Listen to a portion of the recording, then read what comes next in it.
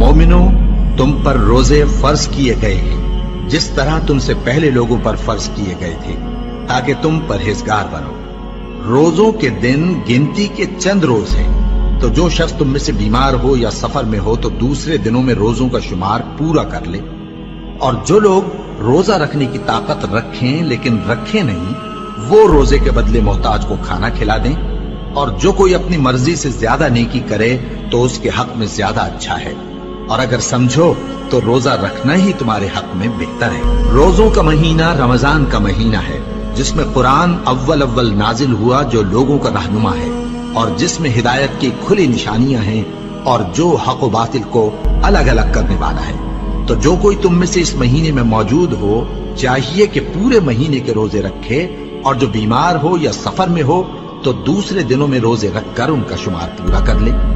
अल्लाह तुम्हारे हक में आसानी चाहता है और सख्ती नहीं चाहता।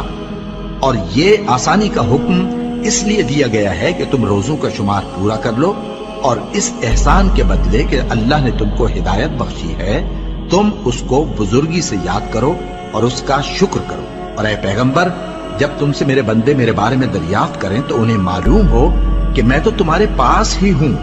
जब कोई पुकारने वाला मुझे पुकारता है तो मैं उसकी दुआ कबूल करता हूं। तो उनको चाहिए कि मेरे हुक्मों को माने और मुझ पर ईमान रखें, ताकि नेक रास्ता पाएं। रोजों की रातों में तुम्हारे लिए अपनी औरतों के पास जाना जायज कर दिया गया है। वो तुम्हारी पोशाक हैं और तुम उनकी पोशाक हो। अल्लाह को मालूम है कि तुम उनके पास जाने से अपने हक में खयानत करते थे, सो उसने तुम पर मेहरबानी की और तुम्हारी हरकत से दरगुजर फरमाई। तो अब तुमको इख्तियार है कि उनसे मुबाशरत करो।